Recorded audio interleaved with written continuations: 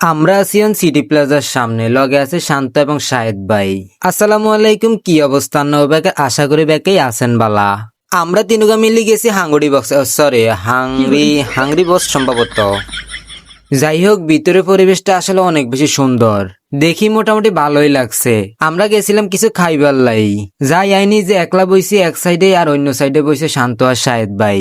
হ্যাঁ, তারা বই মেনু চাইতেছে আর আই করতেছে ভিডিও করতে করতে চিন্তা করলাম আই নিজেও একটু মেনু কান চাই। এর ভিত্তি দিয়ে ওইটার একজন আই কয় কাবিলা খাইবেন না রোকেয়া খাইবেন ভাই। মেনু বিজ্ঞানী চান শেষ হয়েছে, দেখলাম আমগো তিনজনের একজনও কিছু খাইতে মন চায় না এই রেস্টুরেন্টের। তাই তারপর আমরা তিনগা বাইরে চলে গেছি কিউবিস্ট রেস্টুরেন্টে।